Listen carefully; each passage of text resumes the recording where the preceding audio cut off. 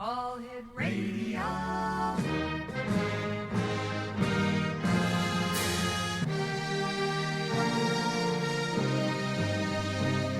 Welcome to the X Zone, a place where fact is fiction and fiction is reality. Now, here's your host, Rob McConnell.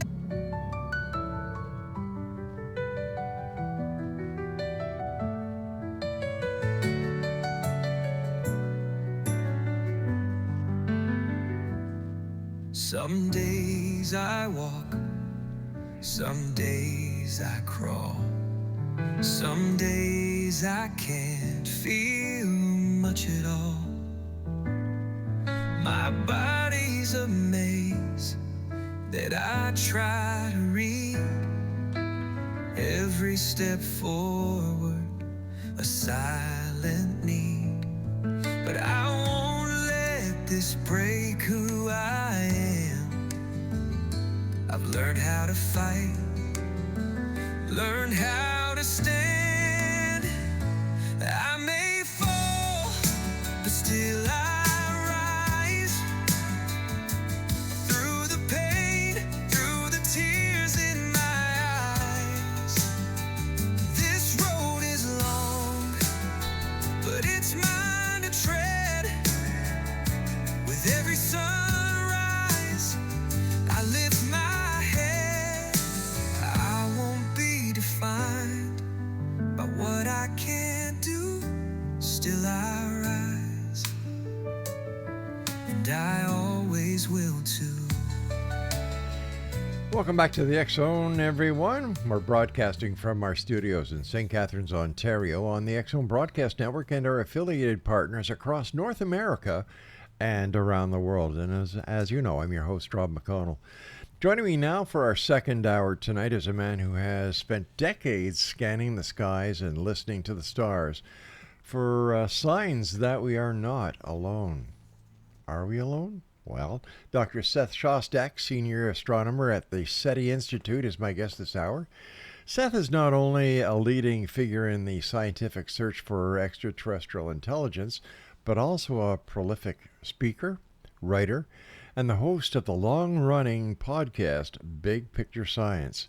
With a background in radio astronomy, Seth has become one of the most recognizable and respected voices in the field of astrobiology. His mission?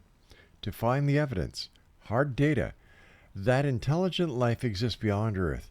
And tonight we'll explore that quest with him in depth. Seth's official website is www.sethshostak.com, and that's SETHSHOSTAK.com. And tonight, he's here to discuss SETI, alien life, technology, and whether that signal from the stars might be closer than we think. Seth, welcome back to the X Zone. It's a pleasure, Rob, indeed. Seth, for our listeners who may not be familiar with your work, can you tell us how you became involved in the search for extraterrestrial intelligence? Well, yeah, it's a relatively short story, which is probably a good thing. But I got interested in astronomy as a kid. I built a telescope at age 10. This is not so unusual, of course.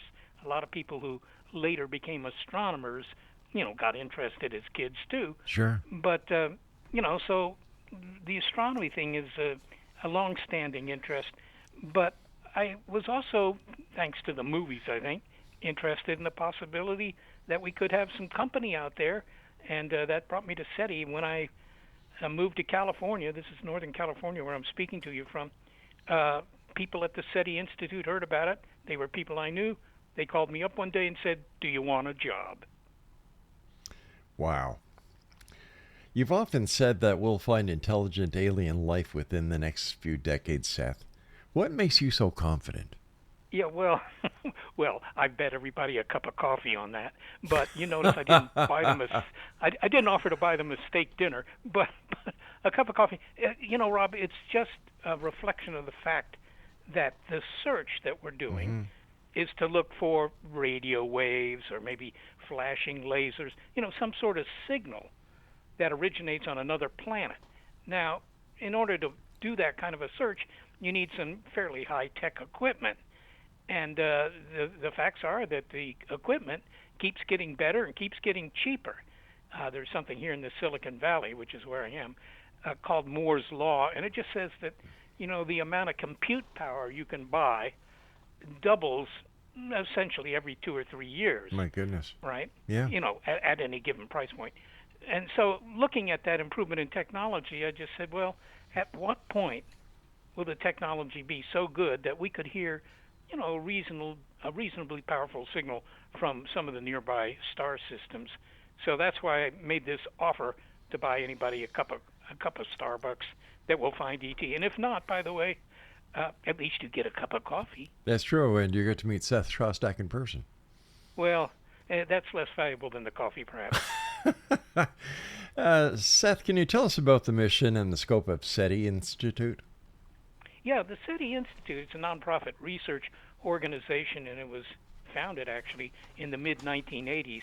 But the primary program back then, today we have lots of astrobiology research programs, but back then the number one program was to try and find ET by, using big antennas, big radio telescopes to try and eavesdrop on signals. And that still remains our most visible project. Maybe not the biggest one, but the most visible. So we're still trying to do that. And what is your role personally at SETI? Well, I just got back from the Institute, and I was looking at all the mess on my desk, trying to figure out, indeed, what is my role here? Maybe it's to clean off my desk. But my title, official title, is Senior Astronomer. So, my input is not to the engineering, and most of this is engineering, to be honest, but my input is to the astronomy. In other words, if you're going to look for aliens, well, where are the best places to look? And, that's pretty much an astronomy question. So that's where my input comes. I also do a lot of writing, that kind of thing. So, that gets the word out, I guess. I guess you're not talking about the aliens at the U.S.-Mexican border, huh? Well, that's a different kind. But those, at least, you can shake hands with them. That's right. The aliens on other planets have not offered their hands so far. How do SETI scientists actually listen for alien signals, Seth? What are the tools and technology involved? Well, the number one tool, if you will, the number one approach is to do what was first done actually in 1960. Well, it was done by a fellow by the name of Frank Drake, a fairly famous astronomy, actually. Yes. Frank Drake unfortunately died about 2 years ago. But he used, and then a couple of antennas. Well, he was using basically one antenna now I think about it, but he was using an antenna that was at an observatory in West Virginia, a place I'm going to be actually a week from now by coincidence. Anyhow, he pointed this antenna at a couple of nearby star systems, roughly 10 light years away, and he had, fairly sophisticated receivers, and he was just looking for a signal that was produced by a transmitter that would tell him, well, there's somebody on a planet in that direction who can build a transmitter. So that was the first, if you will, modern-day search for aliens. So how do you differentiate a potential ET signal from natural cosmic noise or human-made interference? Yeah, well, it's not always trivial. In general, what you're looking for is what's called a narrowband signal. So that's a signal that's at one spot on the dial, just like your favorite top 40 radio show, whatever, is at one spot on the dial of your local, of the offerings from your local radio stations. And that's just a technical thing. But if you can find a signal like that that's at, 1490 kilohertz on the dial or whatever, and it's not at any other frequency, then you say, well, I don't know what that is, Bob, but, it looks like a signal produced by a transmitter. So that's what you look for. It isn't that, you look at the signal and you see if they're trying to send you, I don't know, the value of pi in Klingon or something like that. It's just that you find a signal that's localized on the dial. That's the simplest indicator that you found somebody with a transmitter. What's the closest we've ever come to actually detecting a truly unexplained signal? Well, I'm not sure what close means, because either you found it or you haven't. So, but we have picked up signals in the past that, at least for a while, we thought maybe this is it. And I remember several of these where we pick up a signal and, thought, well, I mean, this meets all the criterion. It's a narrowband signal and so forth and so on. And we also do a very simple test. If you pick up a signal that you think, I don't know, maybe this is it. Yeah. What you do is you just, nod the antenna. You tilt the antenna a little bit, point away from whatever star systems you're looking at, and see if the signal goes away. And then, you nod the antenna back to where it was and see if the signal comes back. That kind of thing. Just try to be sure that it isn't a signal being produced by, I don't know, military radar down the road. How would a confirmed alien signal be verified, not announced? Well, yeah. The announcement is a completely different story Yeah. because, that depends on whether anybody involved with it is going to call up their local newspaper or not. And by the way, experience suggests that they will, but that's okay. But what you would do is if you got a signal and it seemed to be what you're looking for, what you'd do is you'd pick up the phone and you'd call somebody in another country, maybe in Europe or somewhere far away, but somebody who also has a big antenna, and you'd say, look, we're picking up a signal here, and it looks like it might be ET. I'll give you the coordinates on the sky and the frequency. Will you see if you can find it? So that's how you'd verify. You just have somebody else, completely unrelated to you, as it were, look for the signals with their own equipment, all that sort of thing, just to make sure you're not fooling yourself. Seth, are there protocols in place in case of a definite first contact event? Well, there are protocols. In fact, believe it or not, I was a person in charge of the subcommittee of the International Academy of Aeronautics and Astronautics that made those protocols. I helped write them, in fact. But the protocols don't have any, these protocols don't have any force of law. It isn't the case that if you violate the protocols or something, somebody with a uniform is going to show up at your door. Right. They're kind of gentleman's agreement, although a lot of the gentlemen are actually women. And all it is to say, look, if you find a signal, check it out to make sure that it isn't just a bug in your software. And if you're convinced that it's for real, then just announce it to the world so that other people with, instrumentation can also try and check it out. It would be like, I don't know, somebody thinks that they found the cure for cancer. You wouldn't keep that secret. You would just publish it, or you would call people up and, have other people verify it. Seth, stand by. You and I have to take our first break. And Dixo Nation, our guest this hour is Seth Shostak, and his website is SHOSTAK.com. This is the X Zone. I'm Rob McConnell. Seth and I will return shortly after this break, so don't go away.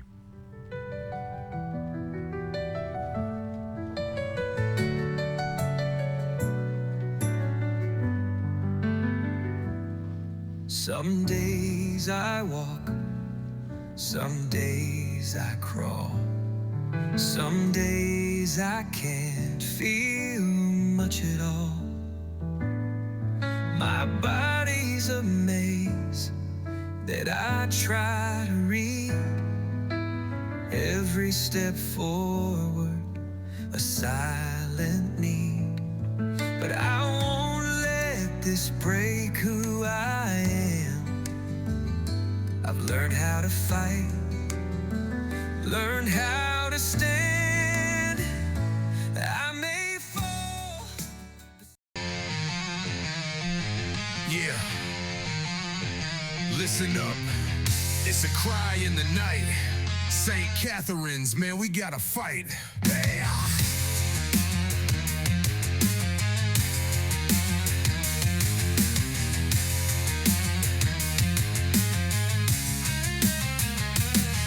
Gala Crescent and Ryodan Ground Zero's lost. Echoes of despair, what a heavy cost. Homeless in the shadows, begging for a way while the city's turning blind, letting good folks sway. Garbage on the street, smell of rotten pain. Drug dealers flaunt their pride, it's a damn shame. Prostitutes in alleys staring hollow and cold while the council's counting dollars. Our city's sold. Hey, Mayor, where's the care? Discos and laughter while the streets lay bare. Ignoring the cries of the lost and the weak. St. Catherine's, is this all you seek? Welcome back, everyone. Seth Shostak is my special guest, www.sethshostak.com. Seth, do you believe that micro particles of alien life have already been found and they exist within our solar system, perhaps on Mars or Europa? Well, it may be that there's evidence for extraterrestrial life in our solar system. I don't know about microparticles, but maybe if you just dig around in the dirt on Mars, you may find fossils, remnants of life that existed there a long time ago, or maybe even life that still exists there, that kind of thing. But I don't think you're going to find evidence for aliens in our solar system, unless I mean it's a possibility. The aliens have decided to come to our solar system to mine the asteroid belt. A lot of metals in the asteroid belt, and anybody paying attention to the news these days knows that certain metals, rare earth elements, can be somewhat valuable. Just ask the president of the Ukraine. Yes. What kind of intelligent alien life are we most likely to discover first? Biological beings or a machine-based intelligence? Well, of course, I sort of hesitate to even venture a guess because it's only going to be a guess. But I would say this. In the movies, all the aliens are, they're all organic. They're all living things, right? Yeah. And they're usually ugly, but all right. That's okay. I mean, most of the things at the local zoo, I guess some people would consider ugly. Yeah. And then there's the animals that are there, too. Yeah, that's right. That's right. But maybe it's only that they're different. I don't know. Yeah. But if you think about, well, what sort of critters are going to be running around planet Earth another, 1,000 years from now or even 1,000,000 years from now, I think that if humanity doesn't wipe itself out, humanity will invent thinking machines. I mean, we have computers. They don't really think, but, maybe in 1,000 years they do, or maybe even 100 years. And those machines can improve themselves, right? That's the big difference. They can design their successors. And so if that's the case here, it's probably been the case elsewhere. And it could be that the majority of the real smarts in the cosmos resides in these machines. So maybe the Klingons have built some really smart machines, and that may be what the aliens look like, which, of course, wouldn't be terribly interesting. They would just be, a bunch of circuitry. Right. Seth, in your view, what are the chances that alien civilizations are already aware of us? Well, I think the chances are not overwhelmingly good. And the reason for that is, how would, you have to ask yourself, how would any aliens know that we're here? And there are only a couple of ways they could know that. One is that if they had really super-duper telescopes, or maybe they, send rockets around with cameras on them or something, and they photograph the Earth. And if they photographed the Earth during the last, century or something like that, they would see highways and stuff like that, big cities.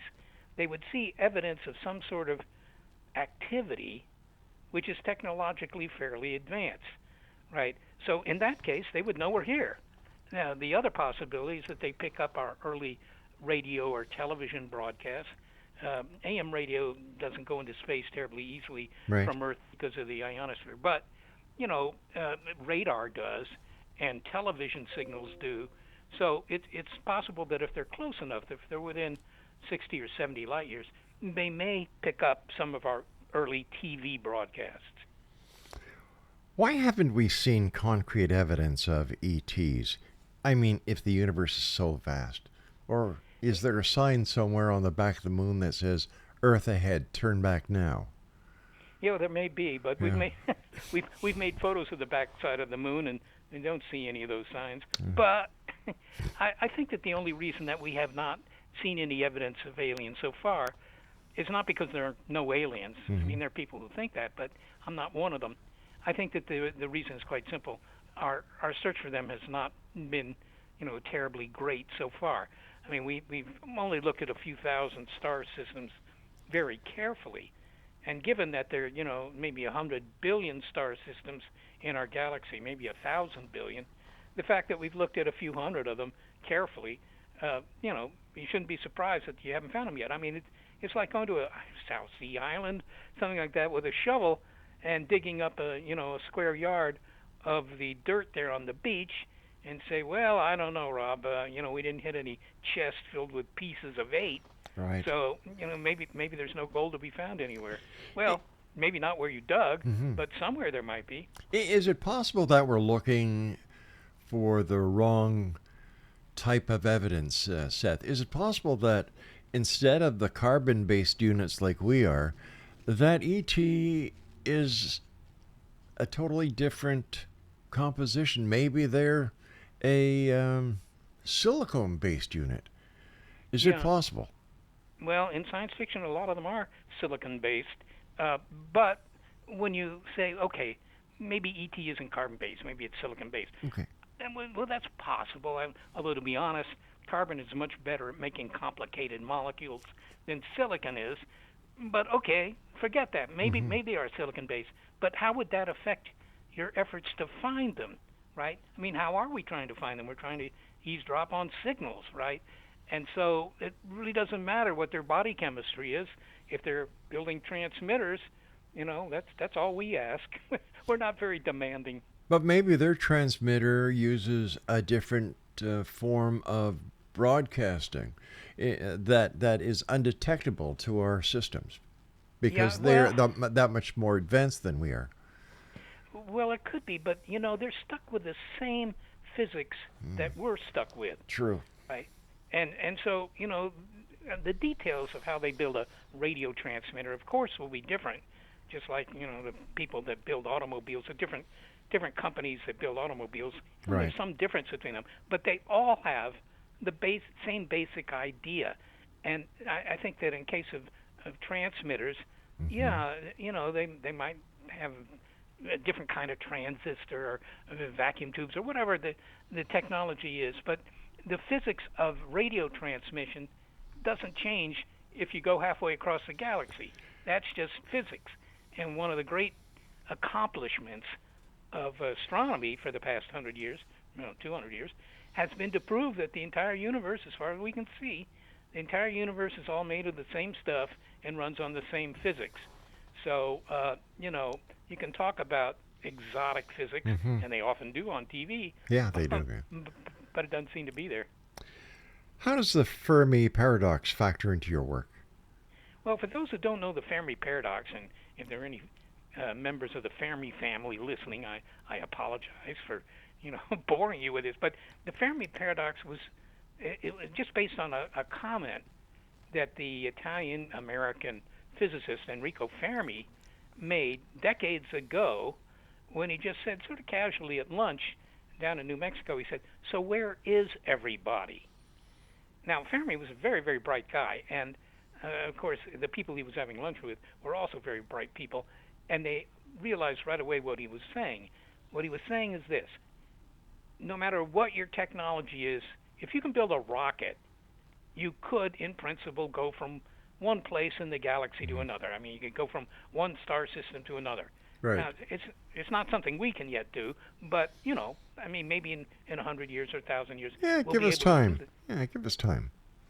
Yeah. Yeah, and so he was saying, if this is the case, why haven't they showed up here? Excellent question. Is there an answer? Well, there are plenty of people who, cook up answers. There are even books that claim that here are the ways to reconcile the Fermi paradox with your own life, if you will.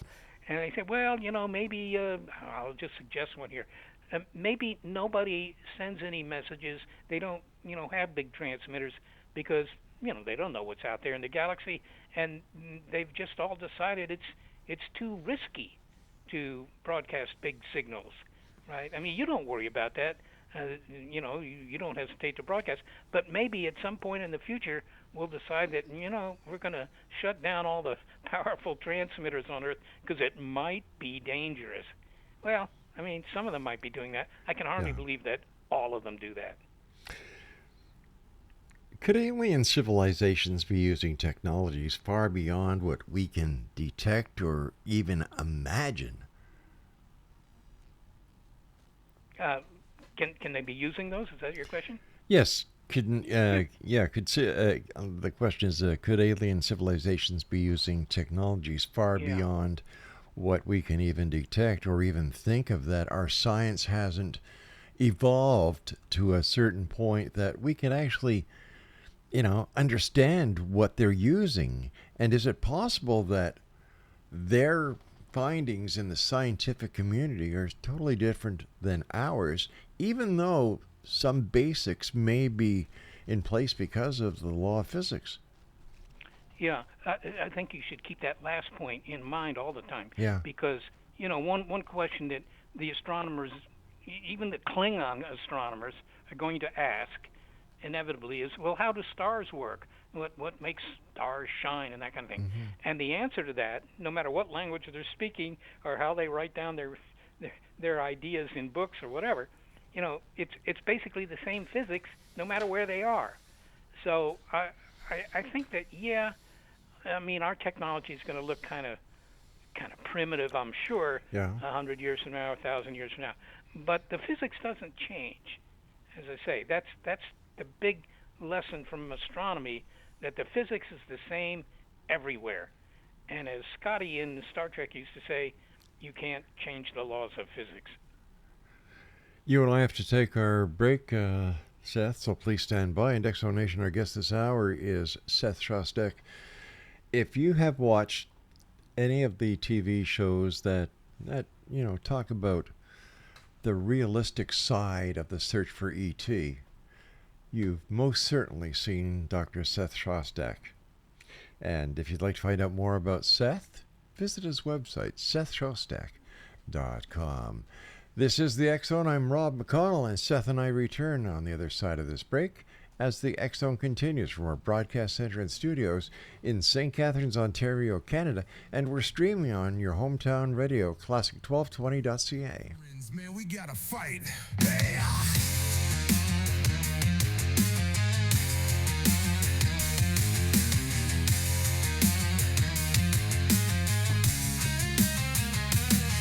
Gala Crescent and Rioting Ground Zero's lost. Echoes of despair, what a heavy cost. Homeless in the shadows, begging for a way while the city's turning blind, letting good folks sway.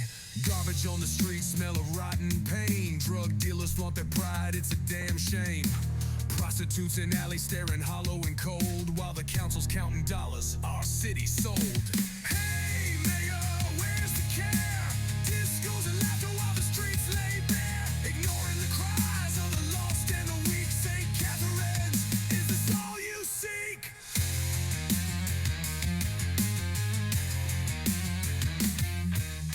Seniors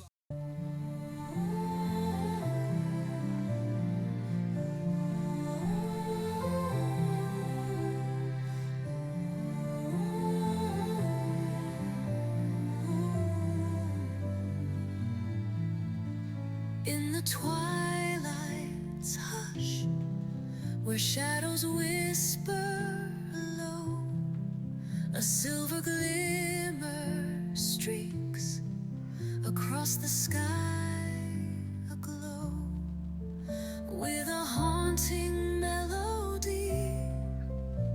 The air begins to thrum, an echo of the wonders that from beyond have come.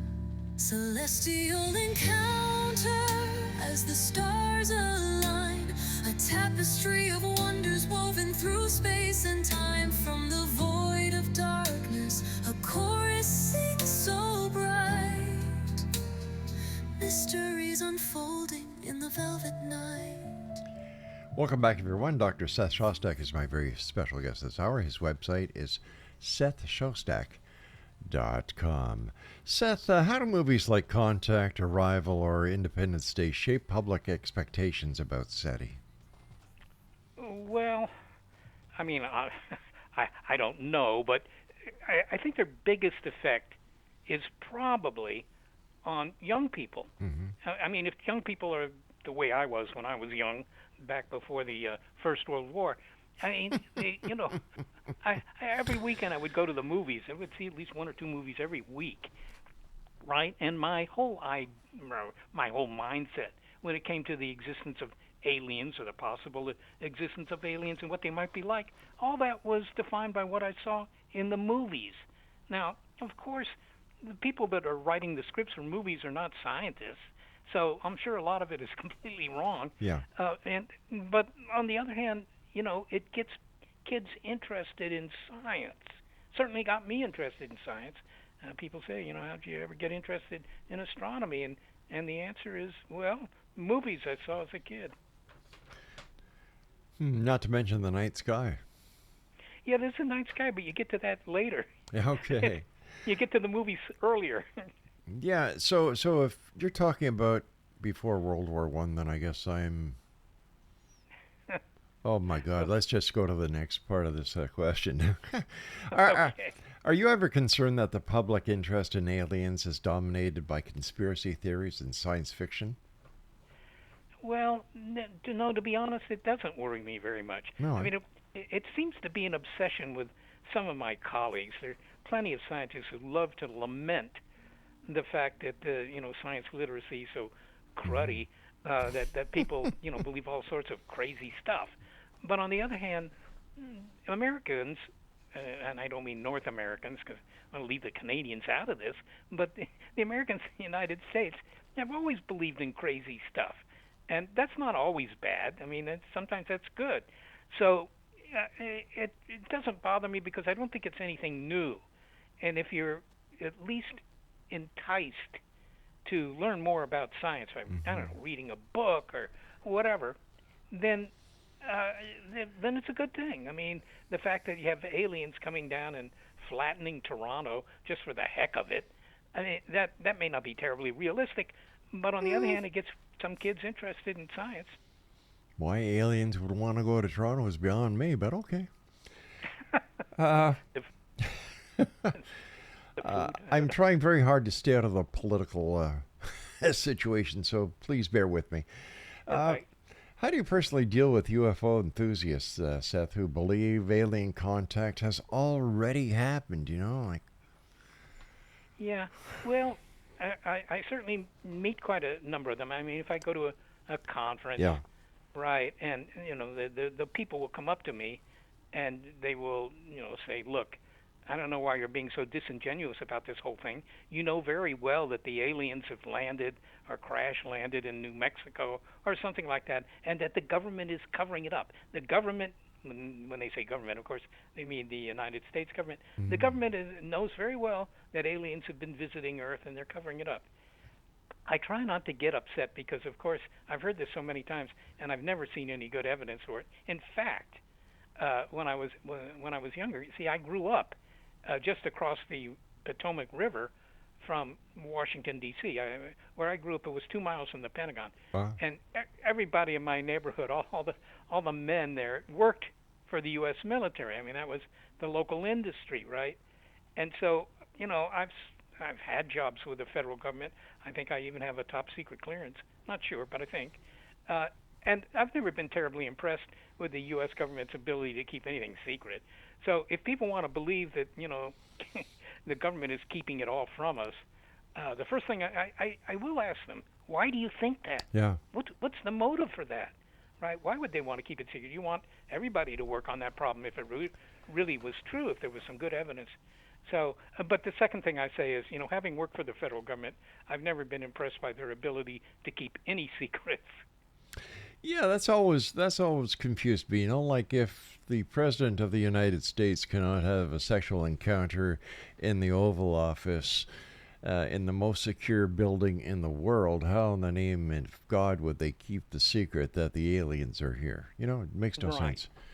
Right, and particularly since the evidence that the aliens are here would not be something that would only be visible to the occupant of the White House. Sure. I mean, there would be reports all over the country, presumably all over the world. I mean, here in the U.S. we generally consider the United States to be the world, but I've lived in Europe and they have their own ideas. Yes, that's right. If the aliens landed there, their government would tell them.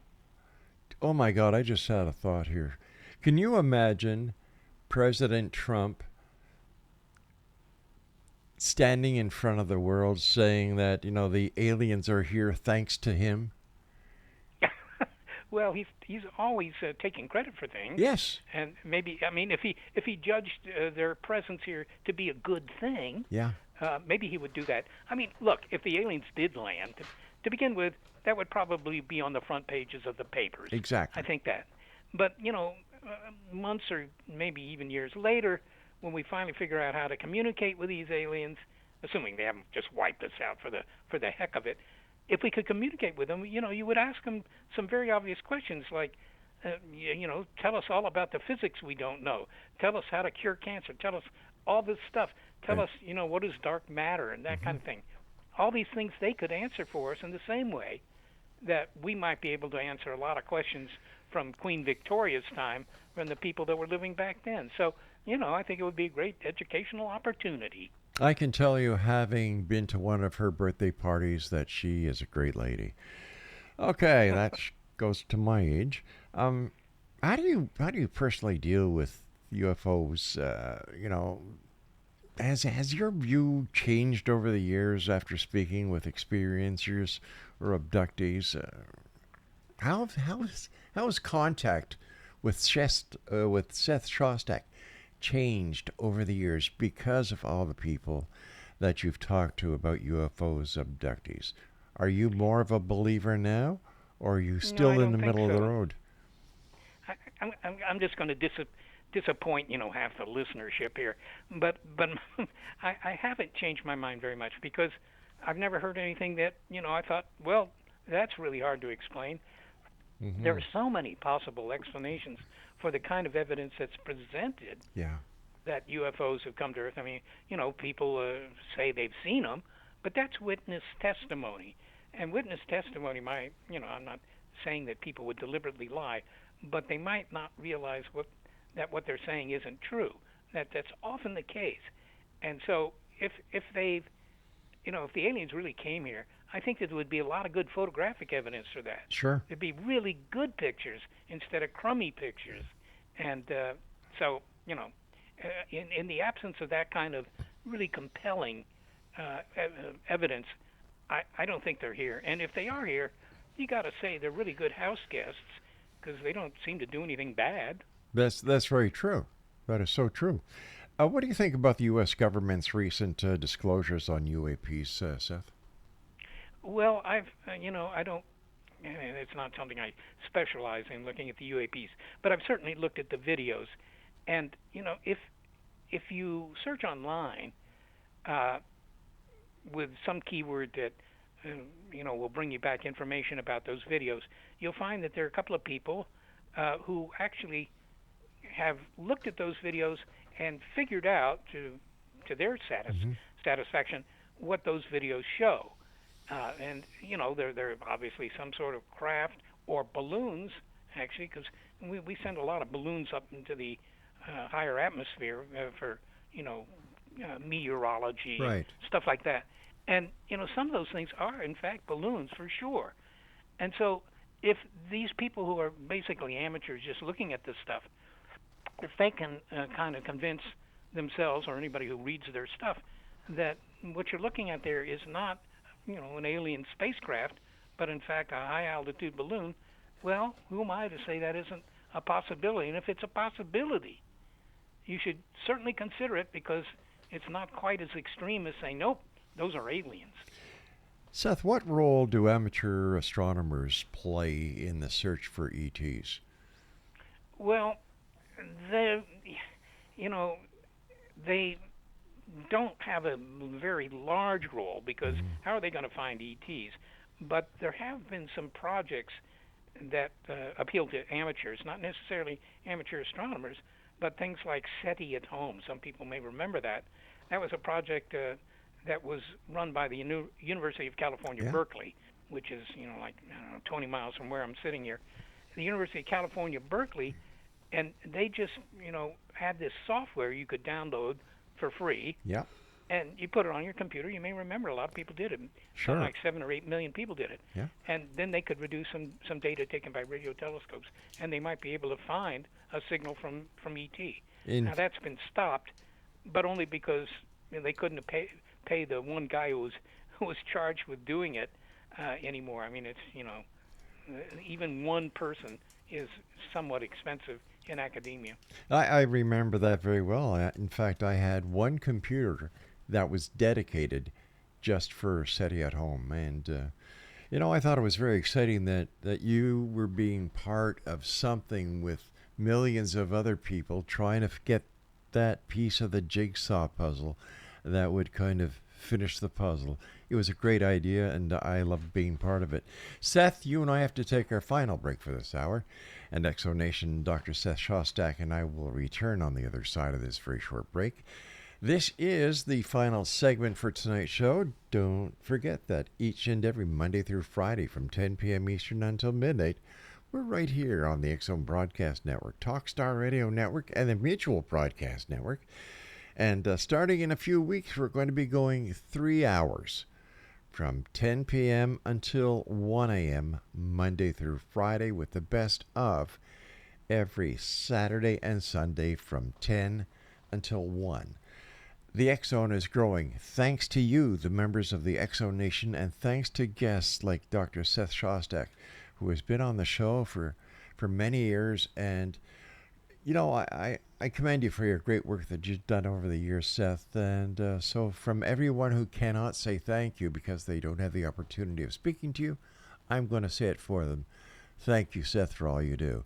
We'll be back on the other side of this break as we wrap up this hour here in the X-Zone with yours truly, Rob McConnell, my special guest, Dr. Seth Shostak. Don't go away.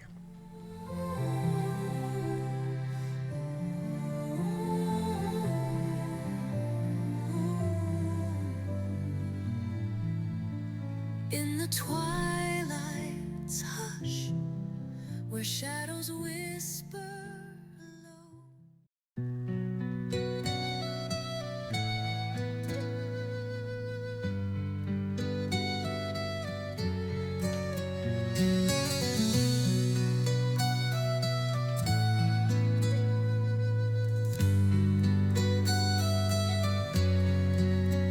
In the stillness of the high desert sky, where the stars tell stories as the eagles fly, there walks a woman strong and wise, with ancient echoes in her eyes, a healer's voice, a sacred flame, calling all seekers by name. Oh, Gwilda, child of the dawn, keeper of truths that were never gone, you walk the path where few have trod, with the earth below and the voice of God, teaching hearts to rise and bend on the winds of change that never end. From tribal roots. Welcome back, everyone. Dr. Seth Shostak is our special guest, and his website is www.sethshostak.com. As we were saying off air, Seth, I want to thank you so much for coming on the show. And, man, people need to understand that there's three sides to every story: his side, her side, and the truth. And that's what we try to do here on the X-Zone each and every night, is bring some balance. Yes, we have people who are hardened believers in the fact that ET is here. They're buried in underground bunkers at Area 51. We have the people who say, nah, it's impossible. It's a bunch of bunk. And then you have people like Dr. Seth Shostak, who looks at both sides and, using science and physics, is able to try and help us make sense of some of the most intriguing and important questions that we've ever asked on this planet concerning those who may be here or even watching us. Seth, what has been the most exciting moment in your career so far? Well, I'm not sure. Well, actually, something does come to mind. There was a situation back in 1990, I think it was 1996, when we picked up a signal that looked like the real deal, looked like Really? this was the thing we were looking for, had all the characteristics of a signal being made by a transmitter. And for a while, I mean, we were getting more and more excited because we were doing all the usual tests you make to make sure that it isn't, just a bug in the software, a glitch in the hardware, or even, University of Toronto undergraduate prank or something like that, right? So we were doing all these tests, and it looked pretty good, but it turned out that it wasn't ET in the end. It took about a day or almost 2 days to figure it out, and in the end, it turned out that it was, it was just a glitch in the system. So kind of a technical problem. Sure. But it was exciting for a while. I thought maybe this is it, and I couldn't sleep actually. I was so, wound up about Right. this. One day you will find it, my friend. I have Well, I hope so. the way that you work with the diligence, professionalism, you and the team that you work with, I have high expectations that one day we'll hear on CNN, we'll see your face, and I'll say to my wife, I told you he'd find it. Well, in that case, you have to buy me the cup of coffee. It'll be my pleasure. Seth, if we do find intelligent life, how do you think humanity will respond? Spiritually, socially, and politically? That's really a good question, Rob, because there are people who think, well, the public couldn't handle the news, and consequently, we may already have found a signal, we're keeping it quiet, or the aliens may already be here on Earth, and we're keeping it quiet. Whenever I ask people who believe that, I say, well, why are we keeping it quiet? And they say, well, it's because the public couldn't handle the news, that they would go completely nuts. Well, I don't think so. I mean, think about your neighbors, your relatives, whatever. And suppose they picked up the papers tomorrow, if they know what a paper is, and they read, well, scientists have found a signal coming from some star system, 30 light years away or whatever. Do you think that they would start rioting in the streets? Would they go completely hell nuts? no. No, they wouldn't. They would just say, well, that's really interesting. Yeah. And maybe they'd tune in the news. And so I think that that's the way it would be handled. I don't think that there's any worry that if we find ET that suddenly society is going to fall apart. Keep in mind the aliens are going to be far away. I mean, that's Exactly. just statistically. So they're not going to interfere with your tennis date on the weekend. I've often wondered what ethical considerations are involved in sending messages out into space. Is it possible that the messages we're sending out could be misinterpreted as an act of war or a warning to stay away from Earth or something that would provoke the wrong message? Well, I suppose that's possible. Keep in mind the aliens are probably not very well schooled in English or whatever. I mean, on TV they always are, but in reality they might not know that. I don't actually worry about that. I mean, they may look at Earth, with their equipment, and what they would find are signals coming off the Earth. Certainly, high-powered radar and television and stuff like that. But those signals don't tell them much about us, actually. Well, television does, I suppose. They could watch TV. They could figure out how to decode a television signal and turn it into, a moving picture, if you will. I'm sure they could do that.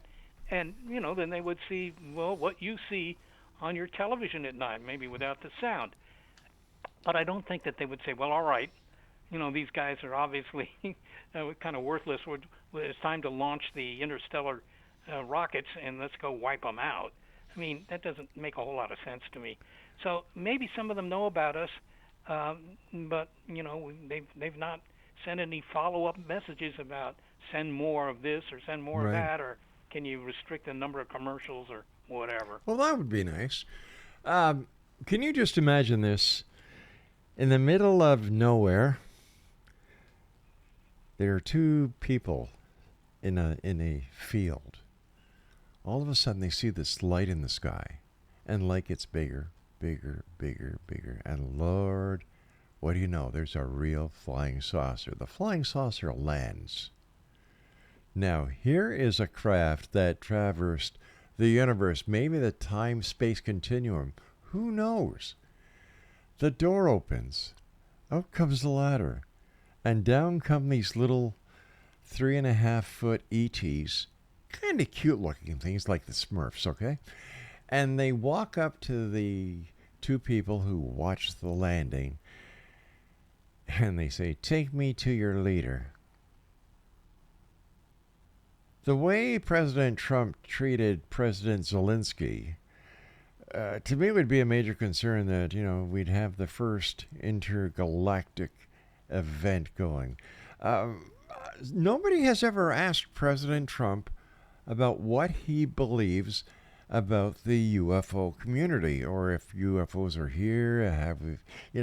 I would have expected something after the last government, what was it called, committee, that he would have said something by now, or somebody, one of the reporters, would have asked him that. But I have heard nothing from the president's office that has anything to do with UFOs, UAPs, what NASA is doing when it comes to the exploration and possibility of ETs. What's your take on that, Seth? Well, I'm not surprised that the president hasn't said much. I mean, even aside from what you may think of Trump, and no other president has really said very much either. I mean, it's just not something that's, if you will, on their radar because they've got other things to worry about. So that doesn't bother me too much. I don't think that it really matters either, because if we find evidence for aliens, either by finding it in space, right, or picking up a signal, or even if they decide to land on Earth and stroll around looking for some good fast food, I mean, no matter how we do it, it won't be just one person that notices, right? It's going to be lots of people. There'll be people that are whipping out their phones and making photos or videos and so forth and so on. So it's going to be a discovery that many people will be involved in. So I don't worry too much about, the behavior of one person, even if that one person's the president. It's science. If it's science, there's no keeping it secret. A lot of people are going to know. There's an idea for an entrepreneur out there who has money, who wants to get into the restaurant business, fast food. McCalians. There. You have all these little... Oh, come on, Seth. It's not that bad. Yeah. There's so much that we don't know. And I think the time is coming when we should be more serious about the exploration and the possibility of extraterrestrial life. And what advice would you give, Seth, to a young scientist or enthusiast who wants to work in astrobiology or work with you in SETI? Yeah, well, I occasionally get asked that. People will send me, mostly, young people, but they'll send me an email and they say, look, I'd like to get involved with this. How do I do it? Well, there's no secret sauce. You just go to school. The longer you go to school, probably the better. All the people that I know that work in this field all have advanced degrees, right? They're all PhDs or whatever. So it helps to stay in school and keep studying. But that's the only trick. There's no other trick, right? You just stay in school. If you have a degree, then you'll know what to do, because the people that are at the school you're at will be telling you, look, here's the kind of work that's being done out there. If any of it interests you, why don't you write somebody who's working in that field? Seth, the time has come, my friend, when you and I must say so long. I appreciate your time. I appreciate the fact that you came on here and you gave our listeners some real answers. And all I can say is thank you so much. And Exo Nation, please visit Seth's website at www.SETHSHOSTAK.com. Seth, until the next time we meet, take care of yourself, my friend, and as always, the very best to you and yours. The same to you, Rob. I've really, really enjoyed it and really appreciated the fact that you had me on this show. Take care, my good friend. And Exo Nation, I'll be back tomorrow night at 10 o'clock as once again we cross the time-space continuum to this place that I call the X Zone. So until tomorrow night, always remember to keep your eyes to the sky and your heart to the light. Good night, everyone. And You're listening to us on the X Zone Broadcast Network, Talkstar Radio Network, Mutual Broadcast Network, and streaming on classic1220.ca. Some days I walk, some days I crawl, some days I can't feel much at all. My body's a maze that I try to read. Every step forward, a silent need. But I won't let this break who I am. I've learned how to fight, learned how to stand.